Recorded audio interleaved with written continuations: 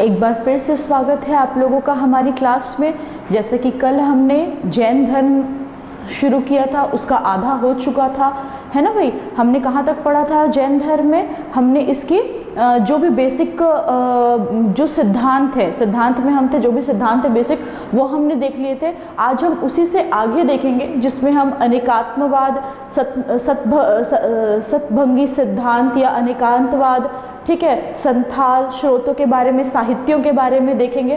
तो आज है जैन धर्म का पार्ट 2, ठीक है। आज हम इसको समझेंगे और आज हम इस वीडियो में जैन धर्म को पूरी तरीके से कंप्लीट करेंगे। ओके, तो फिर से जैसा कि मैं बोलती हूँ आप लोगों को कि आप लोग अपने अपने नोट्स जो हैं वो निकाल लीजिए, क्लास वाले नोट्स निकाल लीजिए और साथ ही आपके जो क्लास के नोट्स और एक कॉपी और एक पेन ले लीजिए, ताकि कुछ भी अगर मैं आप लोगों को नोट करवाऊँ या कुछ भी ऐसा लगे जो आप लोगों को नोट करने लायक है तो आप लोग उसको नोट करेंगे, ठीक है। चलिए हम आज की क्लास शुरू करते हैं। सबसे पहले यहाँ पर आप देखेंगे तो लिखा हुआ है अनेकात्मवाद, ठीक है। क्या लिखा हुआ है? अनेकात्मवाद। जब हम अनेकात्मवाद के बारे में आते हैं तो हम क्या देखते हैं कि अनेकात्मवाद क्या होता है। तो अनेकात्मवाद से आशय है कि प्रत्येक वस्तु की अलग और भिन्न आत्माएं होती हैं, ठीक है। अनेकात्मवाद क्या है?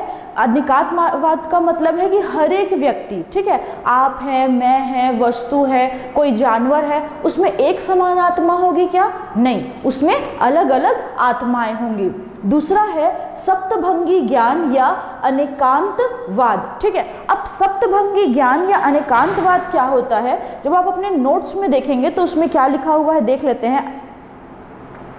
उसमें लिखा है, इसको स्यादवाद भी कहते हैं, सत्य के 7 प्रकार होते हैं और उसको अलग अलग लिखा हुआ है, ठीक है। अब इसको अगर समझना है, कभी आप लोगों को इस विषय पे शॉर्ट टॉपिक्स आ सकता है, तो अगर आप लोग को इसको समझना है तो आप इस तरीके से समझिएगा कि सत्य के अनेक रूप होते हैं, ठीक है। ये क्या कहता है? सप्तभंगी सिद्धांत क्यों कहते हैं? क्योंकि 7 रूपों के बारे में है। तो हम ये मान लेते हैं कि जो सत्य है उसके कितने रूप हैं? 7 रूप होते हैं। एक व्यक्ति किसी सत्य को जिस जिस रूप से देखेगा उसको वही लगेगा, ठीक है ना भाई। अगर किसी भी चीज को आप देख लीजिए, जैसे कि मैं आप लोग को एक उदाहरण दूं, आप एक उदाहरण से समझिएगा। एक शेर है जो एक बकरी का या एक हिरण का शिकार करता है, ठीक है। एक छोटी सी कहानी है कि एक शेर है जंगल में बकरी का शिकार करता है। अब अगर मैं शेर की दृष्टिकोण से देखूं, ठीक है, अगर मैं शेर की दृष्टिकोण से देखूं तो क्या पाऊंगी कि शेर अगर शेर ने अच्छा किया शेर ने अच्छा किया किसका? हिरण का शिकार करके, क्योंकि अगर वो हिरण का शिकार नहीं करता तो शेर के बच्चे भूखे रह जाते हैं। ये सत्य है कि नहीं? तो इसलिए वो एक अच्छा हुआ, ठीक है, अच्छा हुआ उसने शिकार किया, ये एक सत्य है। ये गलत है क्या? नहीं, ये बिल्कुल एक सत्य है। लेकिन अगर मैं अपना दृष्टिकोण चेंज कर लूं और मैं हिरण की तरफ से देखूं तो मेरे लिए क्या हो जाएगा? शेर दुष्ट बन जाएगा, है ना। उस दुष्ट शेर ने क्या बोलते हैं आपका हिरण का शिकार कर लिया, अब हिरण के बच्चे भूखे रह जाएंगे। तो ये दोनों ही बातें सत्य है, ठीक है। ये दोनों ही बातें क्या है? ये दोनों ही बातें सत्य है कि अगर एक शेर है, ये शेर है मान लीजिए, नहीं मतलब ये कैसे समझाऊं, ये बकरी है और एक ये शेर है, ठीक है। अगर मैं इसकी दृष्टिकोण से देखती हूँ कि शेर ने बकरी का शिकार किया तो भी ये अच्छी बात है ना भाई। क्यों? क्योंकि इसके बच्चे हैं वो भूखे रह जाएंगे अगर ये शिकार नहीं करता, और ये तो भोजन की वस्तु है। अगर मैं इसी को बकरी के दृष्टिकोण से देखती हूँ तो शेर क्या हो जाता है? दुष्ट हो जाता है, ठीक है। क्या हो जाता है? शेर जो है वो दुष्ट हो जाता है, क्योंकि इस बुरे शेर ने इस बेचारी बकरी हिरण का या बकरी का शिकार किया। अब इसके बच्चे क्या हो जाएंगे? भूखे रह जाएंगे। तो और अगर मेरी दृष्टिकोण से, मतलब ये दोनों, ये जो दृष्टिकोण था ये अलग अलग था, लेकिन एक उस व्यक्ति की दृष्टिकोण से अगर देखें जो सामने से इस बात को देख रहा है, तो वो शायद ये सोच सकता है कि ना, दोनों पक्ष को ना लेकर ये सोच सकता है कि ये तो प्रकृति का नियम है कि जो शिकारी है वो शिकार करता है ना भाई, प्रकृति का नियम है ये। तो इस तरीके से हम इस बात को समझ सकते हैं कि अगर हम शेर की दृष्टिकोण से देखेंगे तो सत्य बदल जाएगा, अगर हम हिरण की दृष्टिकोण से देखेंगे तो सत्य बदल जाएगा, अगर हम तीसरे व्यक्ति के दृष्टिकोण से देखेंगे जो उस घटना को देख रहा है तो दृष्टिकोण बदल जाएगा। लेकिन इनमें से कोई भी झूठ है क्या? नहीं, इनमें से कोई भी झूठ नहीं है। तो यही है सप्तभंगी सिद्धांत या अनेकात्मवाद कि प्रत्येक सत्य का अलग अलग दृष्टिकोण होता है, या वो एक ही नहीं होता है। सत्य के अनेक रूप होते हैं जिसको हम कभी कभी जान पाते हैं और कभी कभी नहीं जान पाते हैं। ठीक है, जैसे कि आप इस उदाहरण से आपने समझ लिया होगा। ओके, समझ में आया मेरा चीज़? ये आपको प्रीलिम्स में तो उतना इम्पॉर्टेंट नहीं है, लेकिन मेंस के दृष्टिकोण से आपको बहुत इम्पॉर्टेंट हो जाता है। आपसे सीधा सीधा पूछ सकता है अनेकात्मवाद या आपका सप्तभंगी सिद्धांत को लिखिए, 100 शब्दों में लिखिए या कुछ भी इस तरीके से, तो आपको इसको लिखना आना चाहिए। ठीक, अगर आप उदाहरण दे सकते हैं तो बहुत अच्छी बात है। चलिए, उसके बाद क्या आता है? संथाल। तो संथाल क्या होता है? देखिए, आपके नोट्स में देखेंगे क्या लिखा हुआ है। संथाल क्या होता है? जो भी जैन ऋषि या मुनि होते हैं, संथाल को निर्वाण प्राप्ति, है ना, निर्वाण प्राप्ति या मोक्ष प्राप्ति का एक साधन मानते हैं। कब मानते हैं? इसमें क्या होता है कि एक जो जैन मुनि होते हैं या जैन लोग जो होते हैं, जब वो लोग इस अवस्था में पहुंचते हैं, मृत्यु की अवस्था में पहुंचते हैं, है ना, तो उस समय पर क्या करते हैं? वो जल का और अन्न का पूरी तरीके से त्याग कर देते हैं। ठीक है, किसका त्याग कर देते हैं? अन्न और जल का त्याग कर देते हैं, ताकि और उस वजह से उनकी मृत्यु हो जाती है। और इसी चीज को इसमें संथाल माना गया है। 2015 में राजस्थान गवर्नमेंट ने इस पर बैन लगाया था। क्यों? क्योंकि ये एक तरीके से कैसा वाला चीज है कि अगर हम अन्न जल ग्रहण नहीं करेंगे तो मनुष्य एक तरीके से मृत्यु को स्वीकार करने वाला बात है ना भाई। आत्महत्या नहीं कह सकते, लेकिन अ काइंड ऑफ वैसा भी कह सकते हैं, मृत्यु को स्वीकार करने वाली चीज है। लेकिन सरकार तो इस बात की परमिशन नहीं देती है। ठीक है, तो 2015 में राजस्थान गवर्नमेंट ने इस पर क्या किया था? संथाल पर रोक लगाई थी। लेकिन महात्मा गांधी और विनोबा भावे ने इसका संथाल जो है उसका समर्थन किया है। क्यों? उन्होंने इस चीज को मोक्ष प्राप्ति करने का, मतलब आप यंग हो, आज हम यंग है तो हम अभी का बात नहीं है, ये कब की चीज है? जब बुजुर्ग अवस्था, एकदम बुजुर्ग अवस्था आने लगी है, अब हमको पता है मृत्यु समीप है, तो मृत्यु आए तो क्यों बोझ बनना है? उससे पहले ही हम अन्न जल का त्याग करें और इससे हम मोक्ष की प्राप्ति कर सकते हैं। ठीक है, चंद्रगुप्त मौर्य ने श्रवणबाल गोला में संथाल विधि से ही अपना शरीर त्यागा था। ठीक है, इस बात को हम जानते हैं कि आपके नोट्स में भी ये अवेलेबल है। आप जानेंगे किस राजा ने, आपको पूछ सकता है कि चंद्रगुप्त मौर्य की मृत्यु जो है वो कैसे हुई, तो उन्होंने संथाल विधि से अपने देह का त्याग किया था। ठीक है, चलिए आगे हम आते हैं। स्रोत, ये आपके जो प्रमुख सिद्धांत या प्रमुख शब्द जिसका अर्थ हमको जानना जरूरी है वो है। ठीक, उसके बाद हम आते हैं इसके स्रोतों पर। किस चीज के स्रोतों पर? हमने पूरा जैन धर्म पढ़ा, लेकिन हम ये जानते हैं कि जैन धर्म को जानने के, समझने के और क्या क्या स्रोत हो सकते हैं। तो आप लोग अपने बुक, आपके नोट्स में निकाल लेंगे पेज नंबर 15। ठीक है, निकाल लीजिए पेज नंबर 15। ओके, चलिए आइए हम इसको थोड़ा सा देख लेते हैं। सबसे पहले स्रोत में, तो स्रोत में वही हमने जैसे पढ़ा था कि किसी भी धर्म को, किसी भी विषय को, किसी भी चीज को जानने के लिए, समझने के लिए सबसे इंपॉर्टेंट क्या स्रोत होता है? उस इतिहास को जानने के लिए उसके साहित्य और ग्रंथ होते हैं। क्या होते हैं? साहित्य और ग्रंथ स्रोत होते हैं। ठीक है, तो साहित्य और ग्रंथ हम इसमें पाएंगे। इसमें अनेक साहित्य हैं, जैन अनेक सारे जैन साहित्य हैं, अनेक जैन ग्रंथ हैं। ठीक है, उसी को हम इसमें देखेंगे। उनमें से कुछ प्रमुख है, उसको हम देख लेंगे। प्रमुख कौन कौन सा है? पहला है पर्व। ठीक है, कौन सा? उस ग्रंथ का नाम क्या है? पर्व। और ये जो जैन समुदाय है, जैन धर्म जो है उसका प्राचीनतम ग्रंथ है। ठीक है, और इसकी संख्या कितनी है? 14 है। जो पर्व है उसकी संख्या 14 है और ये जैन समुदाय का प्राचीनतम ग्रंथ है। ठीक है, और इसको इतना पवित्र या इतना प्राचीन इसलिए माना जाता है क्योंकि इसको महावीर से सीधे शिष्यों को मिला है। मतलब ऐसे मान्यता है पर्व के लिए, पर्व जो ग्रंथ है उसके लिए, कि ये महावीर स्वामी से सीधे शिष्यों को प्राप्त हुआ है। ठीक है, उसके बाद देख लेते हैं दूसरा आगम। आगम क्या है? देखिए सबसे पहले तो पर्व आया जो स्वयं महावीर स्वामी ने अपने शिष्यों को सीधे जो कहा है ना, उनका संकलन करके 14 पर्वों का निर्माण किया गया, पर्वों का संकलन किया गया।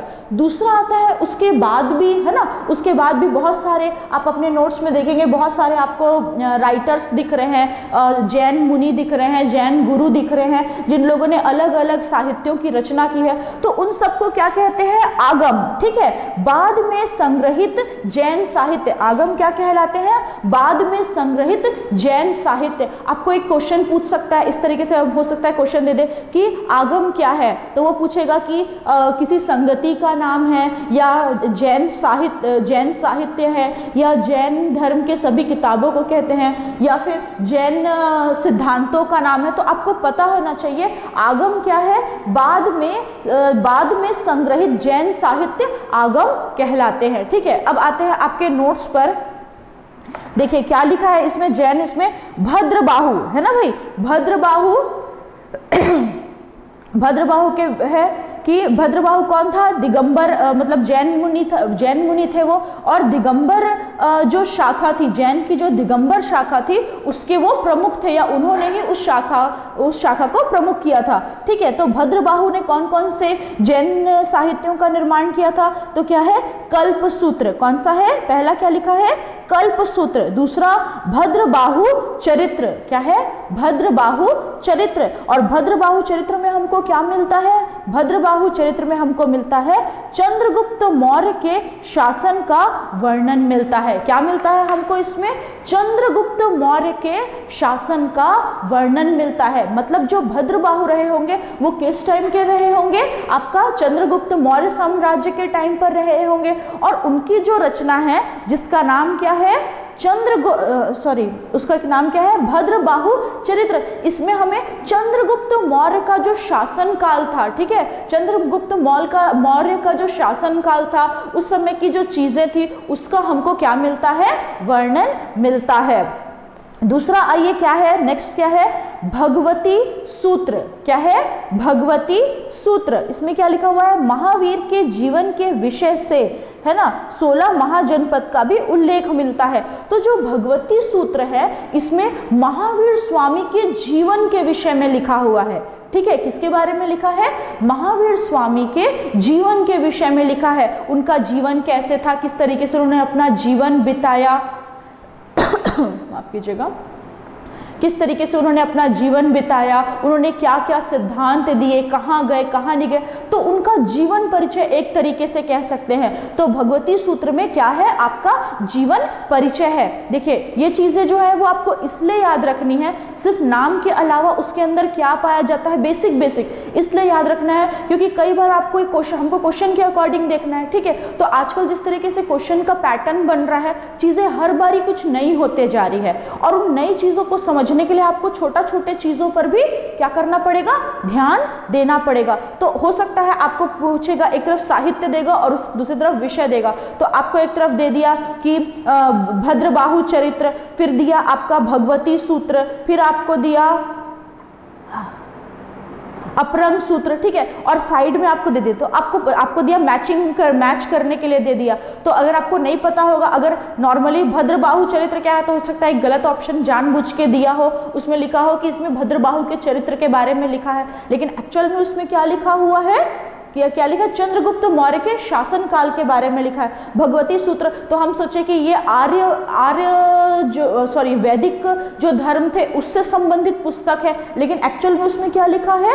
महावीर स्वामी के जीवन के विषय में लिखा है। और इसमें हमको 16 महाजनपद के बारे में उल्लेख मिलता है। किसके बारे में उल्लेख मिलता है?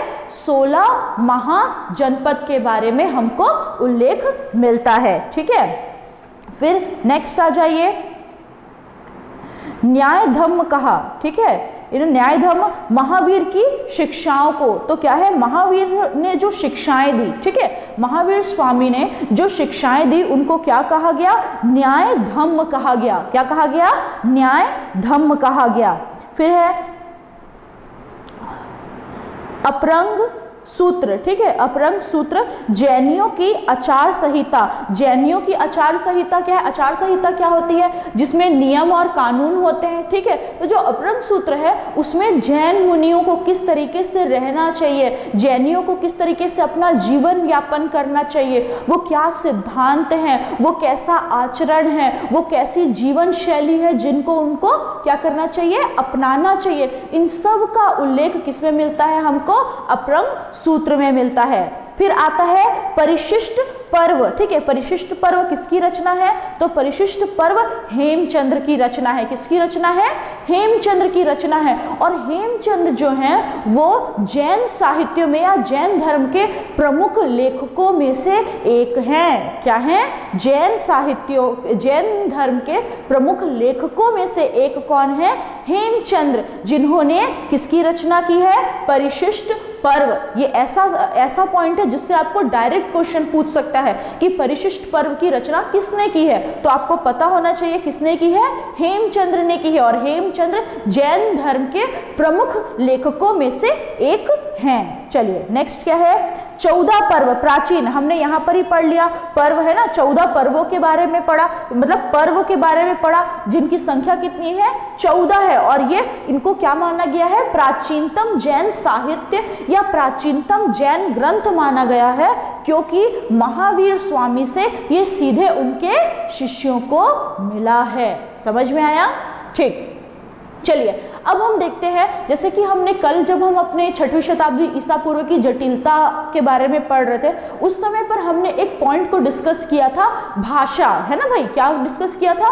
भाषा के बारे में। क्या डिस्कस किया था? कि जो वैदिक काल था उस समय पर मुख्य रूप से संस्कृत भाषा का प्रयोग किया जाता था, जो आम जनमानस को समझने के लिए मुश्किल हुआ करता था, है ना भाई? और उसके बाद जो धर्म आए, 6वीं शताब्दी ईसा पूर्व के समय पर जो धर्म आए, जो संप्रदाय आए, जो विचारधाराएं आई, उन लोगों ने ज्यादातर अपना प्रचार जो है वो किसमें किया? लोकल लैंग्वेज में, ठीक है। उस समय पर जो आम जनता की भाषा है, जो आम लोग जो बोलचाल की भाषा है, उस भाषा का प्रयोग किया, ताकि अपना जो वक्तव्य है, अपने जो विचार हैं, अपना जो संदेश है, उसको हर एक लोगों तक क्या किया जा सके? पहुंचाया जा सके, उनकी बातें सबको समझ आ सके, ठीक है। इसलिए उन्होंने इन भाषाओं का प्रयोग किया। तो जो जैन साहित्य है उसमें मुख्य रूप से हिंदी और कन्नड़, ठीक है, कौन सी भाषाओं का विस्तार किया? हिंदी भाषा का विस्तार किया और कन्नड़ भाषा का विस्तार किया, और किसका? अर्धमागधी भाषा का। और जब हम रिटन फॉर्म की बात करते हैं तो जो अधिकांश जैन साहित्य हैं, ठीक है, जो जैन साहित्य है उसमें से मैक्सिमम नंबर ऑफ जैन साहित्य जो है वो कौन सी भाषा में लिखे हैं? अर्धमागधी। कौन सी भाषा में लिखे हैं? अर्धमागधी भाषा में लिखे गए हैं। समझ में आया? भाषा में लोकल लैंग्वेजेस का ज़्यादातर प्रयोग होता था। और इस समय जैन धर्म के समय में या जैन धर्म के प्रचार के समय पर किस भाषा का सबसे ज़्यादा विस्तार हुआ? तो हिंदी और कन्नड़, ये दोनों भाषाओं का जैन धर्म के द्वारा ज़्यादा से ज़्यादा विस्तार हुआ। और अधिकांश जैन साहित्य जो है वो किस पर आधारित है? किस भाषा में है? तो वो किस भाषा में है?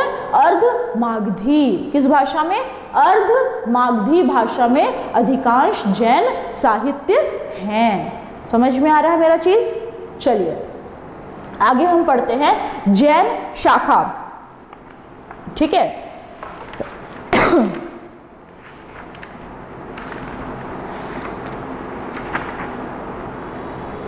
तो जैन शाखा, ठीक है, अपना जैन शाखा के बारे में।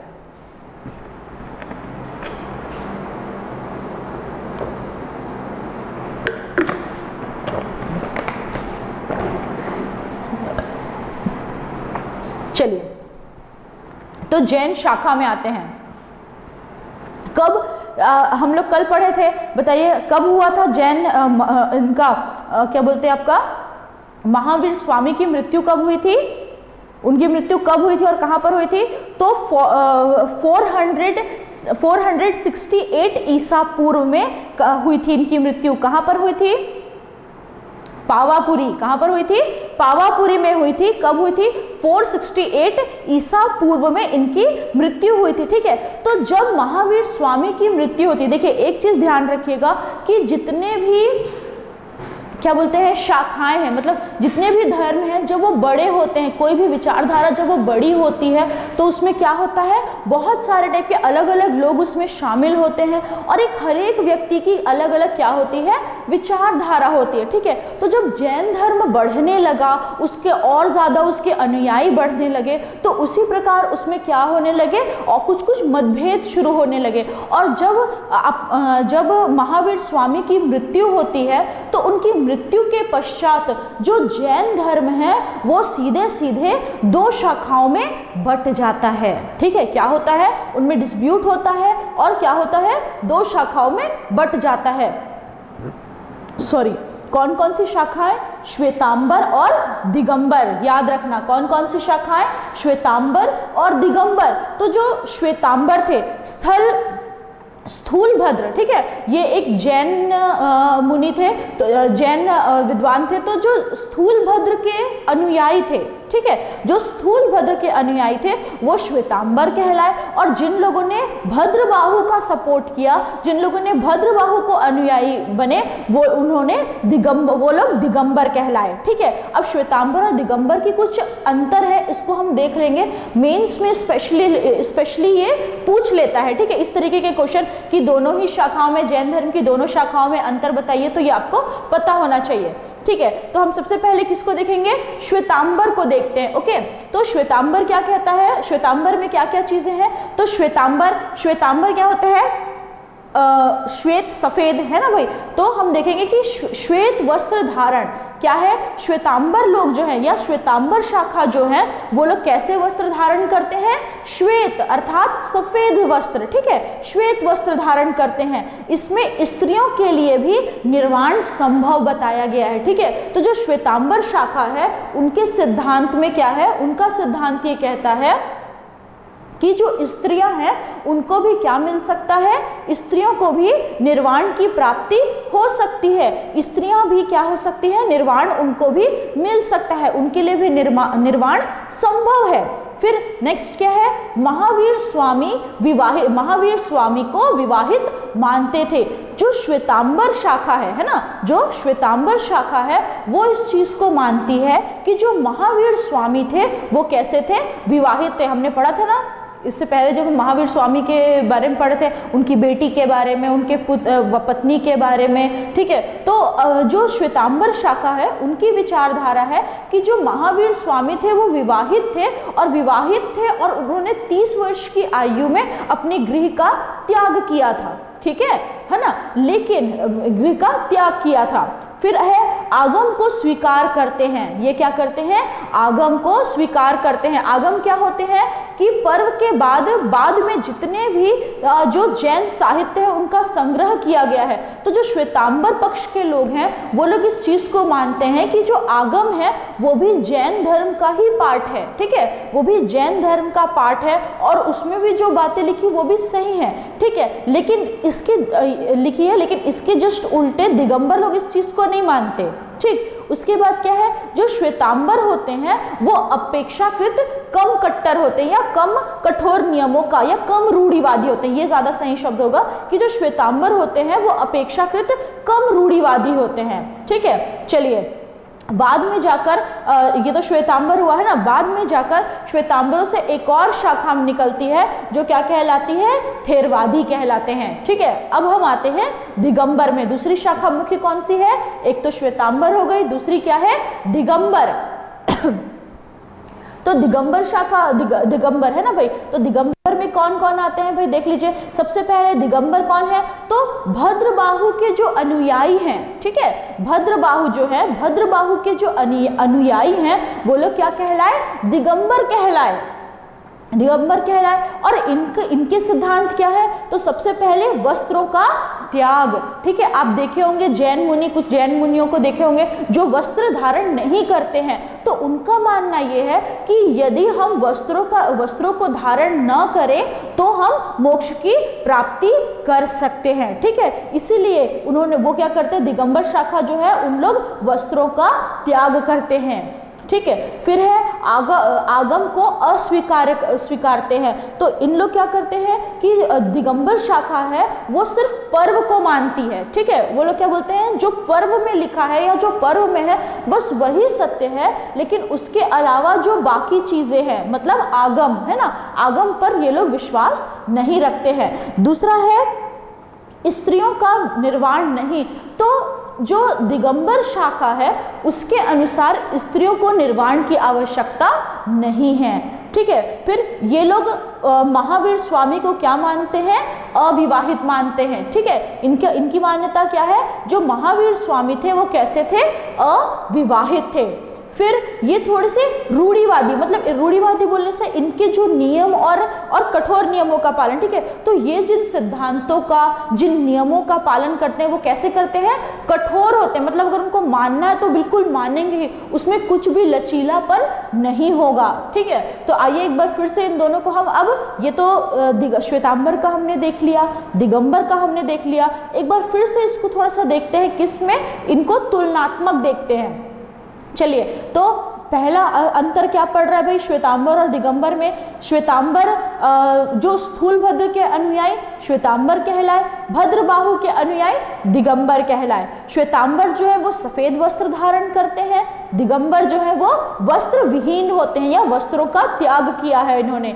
श्वेतांबरों में स्त्रियों का निर्वाण संभव है और दिगंबरों में स्त्रियों का निर्वाण संभव नहीं है या उसको आवश्यकता नहीं है माना गया है। श्वेतांबर लोग जो है वो महावीर स्वामी को विवाहित मानते थे। ठीक है, और दिगंबर जो है वो महावीर स्वामी को अविवाहित मानते थे। श्वेतांबर जो है वो आगम को स्वीकार करते हैं, उसको मानते हैं, उसके अस्तित्व पर क्या करते हैं, हामी भरते हैं। लेकिन जो दिगंबर है वो आगम को अस्वीकार करते हैं। ठीक है, फिर श्वेतांबर जो है वो अपेक्षाकृत कम रूढ़िवादी होते हैं, लेकिन दिगंबर जो है वो कठोर नियमों का पालन करने वाले और क्या होते हैं, रूढ़िवादी होते हैं।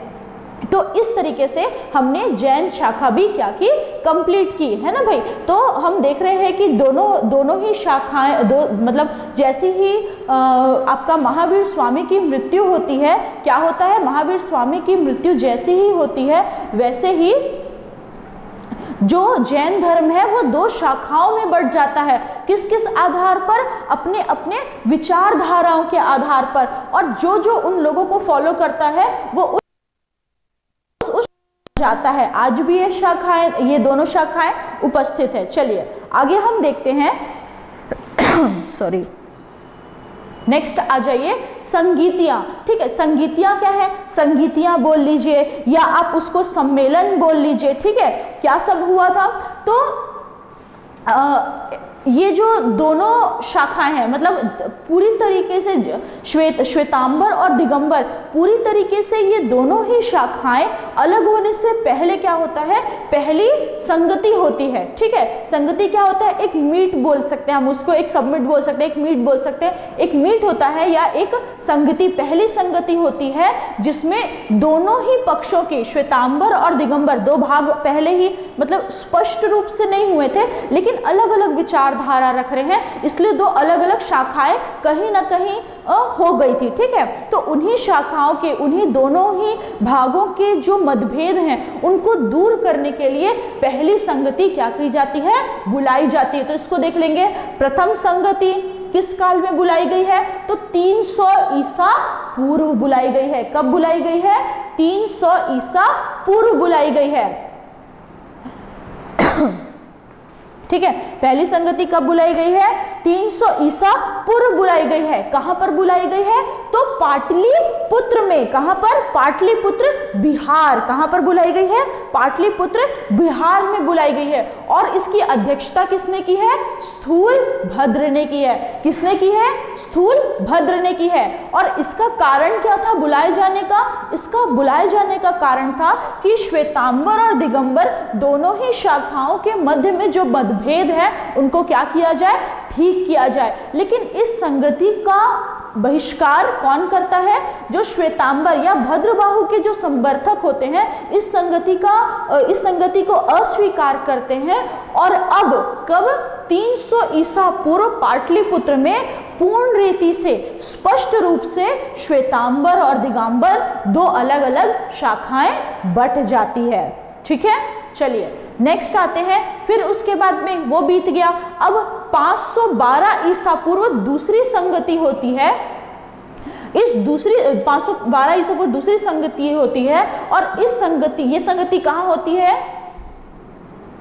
ठीक है, वल्लभी कहां पर होती है? वल्लभी गुजरात में होती है। कहां पर होती है? वल्लभी गुजरात में होती है। और इसकी अध्यक्षता कौन करते हैं? क्षमा श्रमण। कौन करते हैं? क्षमा श्रमण करते हैं। और इस संगति की विशेषता क्या रही है? इस संगति की विशेषता या इस संगति का परिणाम या कारण हम बोल सकते हैं, इसमें 12 अंग और 12 उपांग। ठीक है, इस संगति में, दूसरी संगति में 12 अंगों का और 12 उपांगों का क्या किया गया है? संकलन किया गया है। यह भी क्या है? जैन साहित्य या जैन ग्रंथ ही है। अंग उपांग ये सब जैन साहित्य हैं। तो क्या बोलते हैं? 512 ईसा पूर्व वल्लभी में क्षमा श्रमण की अध्यक्षता में अंग और 12 उपांगों का संकलन किया गया था। ये इंपॉर्टेंट है, आपको ये कैसे भी पूछ सकता है, डायरेक्ट भी पूछ सकता है, आपको क्रॉस करने भी पूछ सकता है। दूसरी जैन संगति में क्या बोलते हैं? दूसरी जैन संगति की अध्यक्षता किसने की है? ठीक है, तो ये आपको पता होना चाहिए। अब एक बात कि इसके बाद जैसे ये जैन धर्म जब खत्म होगा तो हम क्या पढ़ेंगे? बौद्ध धर्म पढ़ेंगे, है ना भाई। तो बौद्ध धर्म की बात आप लोग ध्यान रखिएगा कि बौद्ध धर्म में 4 संगतियां हुई थी। ठीक है, उनके 4 सम्मेलन हुए थे और उसमें भी अध्यक्ष बनाए गए थे। तो आपको बिल्कुल आप एकदम अच्छे से याद रखेंगे, इन दोनों को अच्छे से याद रखेंगे। प्रथम और द्वितीय, स्थूलभद्र प्रथम के थे और क्षमा श्रमण। क्योंकि जब अगर पीएससी आपको कंफ्यूज करने के लिए क्वेश्चन करना होगा तो वो क्या करेगा कि आपसे पूछेगा जैन धर्म के बारे में पूछेगा, जैन धर्म की संगतियां पूछेगा और 4 में से 3 ऑप्शन किसका देगा? कौन अध्यक्षों का देगा? आपको बौद्ध धर्म के अध्यक्ष का देगा, सिर्फ एक ही इसका देगा। तो अगर आप कंफ्यूज हो गए, अगर आपको ये दोनों नाम अच्छे से याद नहीं होगा तो आप बहुत ज्यादा कंफ्यूज हो गए। किस बात में? क्योंकि चारों नाम जो है वो किसी ना किसी के अध्यक्ष ही हैं। अगर आपको याद नहीं रखोगे तो आपको दिक्कत होगा। इसीलिए अभी कम है तो अभी ये याद कर लीजिए कि प्रथम संगति 300 ईसा पूर्व पाटलिपुत्र, अध्यक्षता स्थूलभद्र, जिसमें श्वेतांबर और दिगंबर का सीधा सीधा क्या हुआ था? विभाजन हुआ था। दूसरी संगति 512 ईसा पूर्व वल्लभी गुजरात में हुआ था, अध्यक्षता क्षमा श्रमण ने किया था, जिसमें 12 अंग और 12 उपांगों का क्या किया गया था? संकलन किया गया था। ठीक है, समझ आ रहा मेरा बात? ठीक, जो जैन धर्म है ना भाई, इसके बाद है ये हुआ। अब हम देखेंगे, इससे पहले भी हमने पढ़ा कि चंद्रगुप्त मौर्य जो थे, मौर्य शासक, उन्होंने संथाल विधि से ही क्या किया था? मृत्यु प्राप्त की थी या शरीर का त्याग किया था। तो हमको पता चलता है कि ना सिर्फ ऐसा नहीं कि सिर्फ जैन धर्म जो है वही अपना अपना प्रचार कर रहा है। उस समय के बहुत से राजा, बहुत से राजवंश जो थे जिन्होंने जैन धर्म को क्या दिया था? संरक्षण दिया हुआ था। ठीक है, तो हम इसके बाद आपके नोट्स में है 15 नंबर पेज आप निकालोगे तो उसमें लिखा हुआ है, हम इसको डिस्कस कर लेते हैं।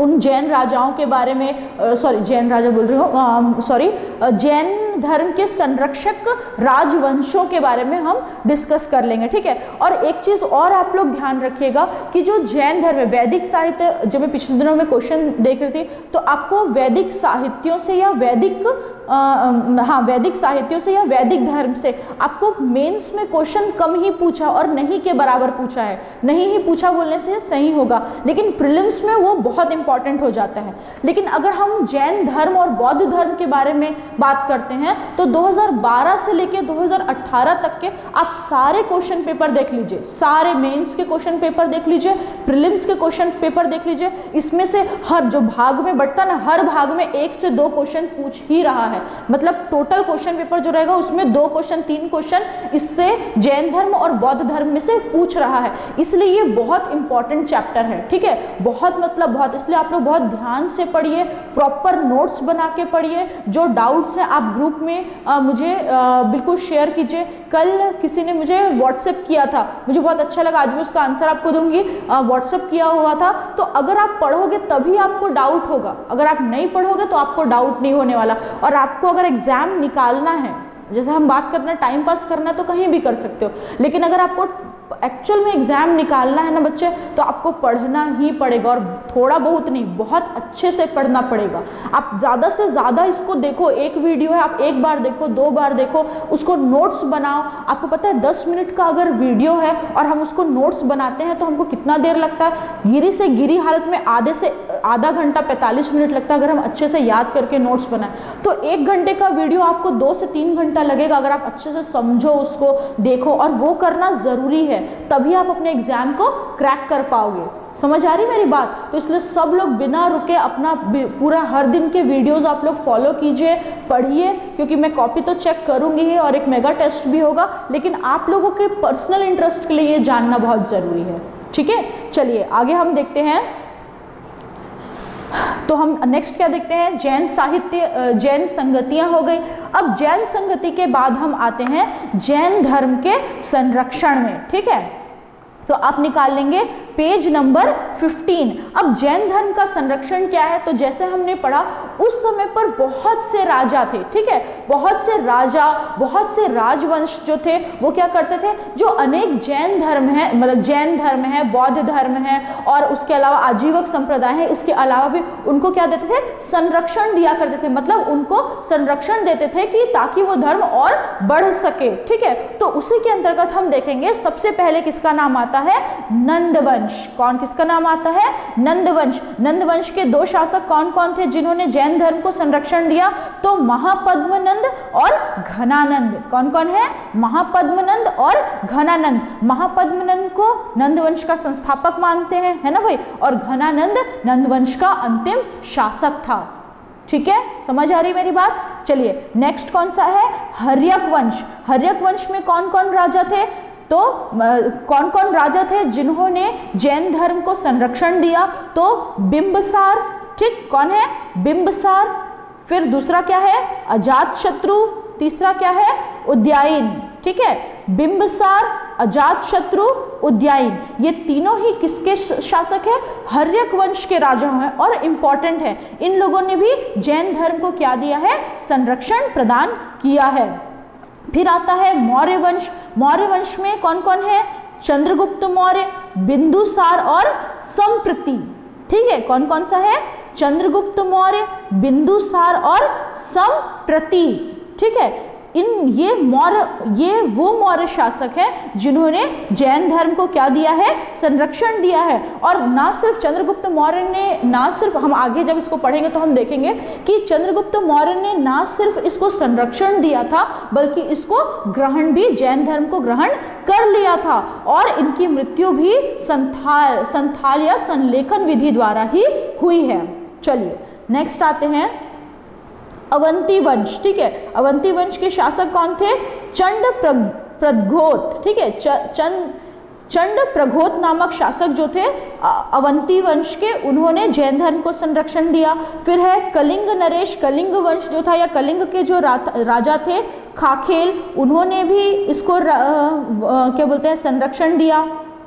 फिर आते हैं बी सेक्शन में कदम्ब वंश, ठीक है। कौन सा वंश है? कदम्ब वंश। कदम्ब वंश के राजा मृगेश वर्मन, ठीक है, मृगेश वर्मन, इन्होंने भी किसको? जैन धर्म को संरक्षण दिया। फिर राष्ट्रकूट वंश में कौन आते हैं? अमोघ वर्ज, ठीक है, इन्होंने भी संरक्षण दिया। फिर चालुक्य या सोलंकी वंश में कुमारपाल, सोमदेव, जयदेव, है ना, ये वो राजा हैं, ये वो मुख्य राजवंश और राजा हैं जिन्होंने जैन धर्म को संरक्षण दिया। आपको मेंस में क्वेश्चन पूछ सकता है कि आपको एक टिप्पणी लिखना है या आपको उसके बारे में लिखना है कि जैन धर्म के जो संरक्षक हैं, ठीक है, जैन धर्म के संरक्षक राजवंशों के बारे में टिप्पणी लिखिए। तो आपको ये नाम पता होना चाहिए, आप इसको और अच्छे से लिख सकते हो, ठीक है। दूसरा क्या है कि आपको प्रीलिम्स में आपको पूछ सकता है कि निम्न में से कौन सा राजवंश जो है वो जैन धर्म को संरक्षण दिया या नहीं दिया।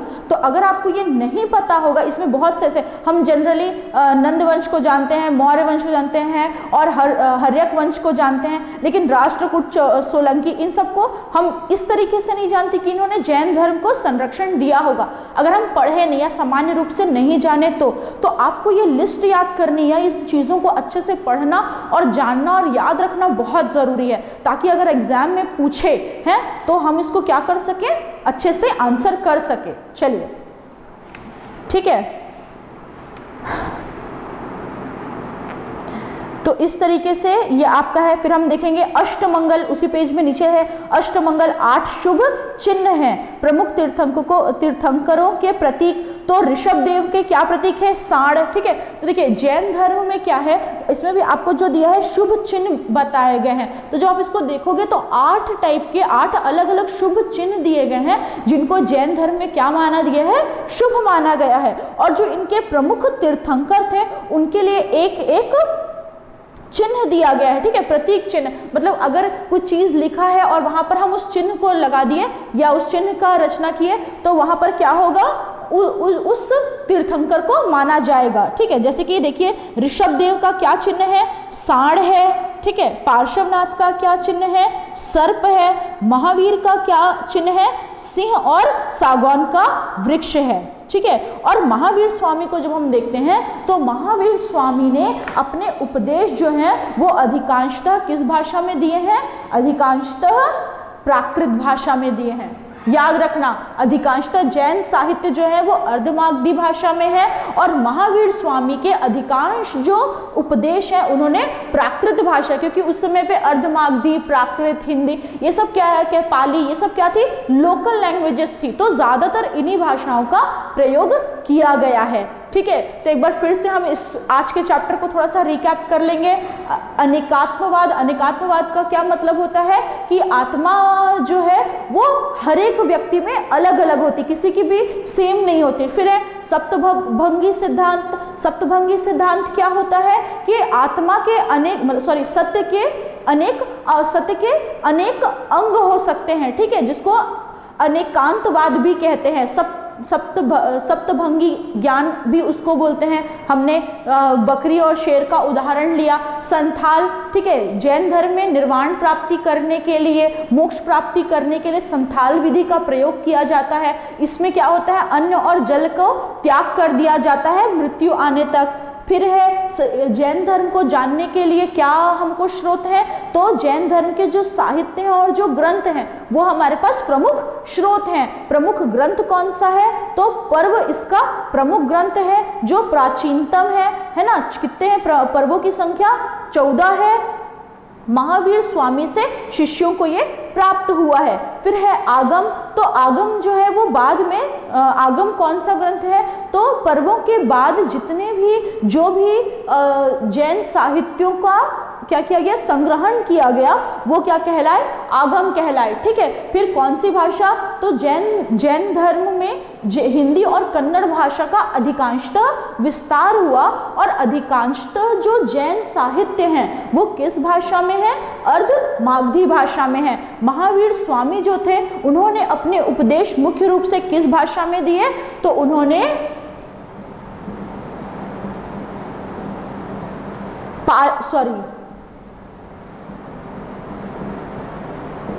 प्राकृत भाषा में दिए। किस भाषा में दिए, प्राकृत भाषा में दिए, ठीक है। फिर जैन शाखा, तो महावीर स्वामी की मृत्यु के बाद जैन धर्म जो था वो अपनी प्रथम संगति में स्पष्ट रूप से और विचारधाराओं के रूप से पहले से ही 2 शाखाओं में बट गया था, श्वेतांबर और दिगंबर। स्थूलभद्र के अनुयायी श्वेतांबर कहलाए, भद्रबाहु के अनुयायी दिगंबर कहलाए। श्वेतांबर जो थे वो श्वेत वस्त्र धारण करते थे, स्त्रियों का निर्वाण इनके जीवन में संभव था, महावीर स्वामी को विवाहित मानते थे, आगम को स्वीकार करते थे और अपेक्षाकृत कम कठोर या कम रूढ़िवादी थे। और आगे चलकर इनसे एक और शाखा निकलती है जो थेरवादी कहलाता है। ठीक है, फिर आता है दिगंबर।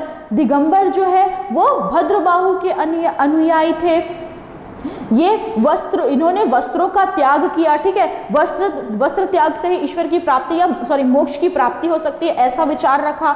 आगम को अस्वीकार, सिर्फ पर्व को मानते थे, आगम को अस्वीकार करते थे। फिर स्त्रियों में निर्वाण नहीं, स्त्रियों को निर्वाण की आवश्यकता ये लोग नहीं मानते हैं। फिर है महावीर स्वामी को अविवाहित मानते हैं और ये अपेक्षाकृत रूढ़िवादी या कठोर नियमों का पालन करने वाले हैं। ठीक है, फिर संगतियों को देख लेंगे कि कौन कौन सी है। तो प्रथम संगति 300 ईसा पूर्व पाटलिपुत्र बिहार में हुई है। अध्यक्षता किसने की है? स्थूलभद्र ने की है। और इसमें जैन धर्म 2 शाखाओं में विभाजित हो गया है। दूसरी संगति 512 ईसा पूर्व वल्लभी गुजरात में हुई है।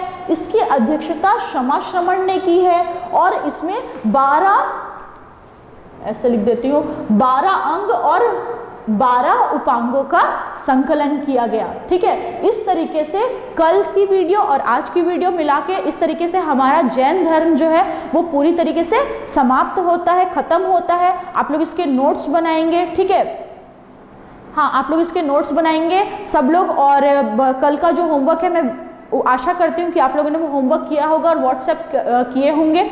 ठीक है, तो आज की क्लास यहीं पर ख़त्म करते हैं। नेक्स्ट वीडियो में हम लोग बौद्ध धर्म को देखेंगे जिसको आप लोग पढ़ के आएंगे। Okay, thank you.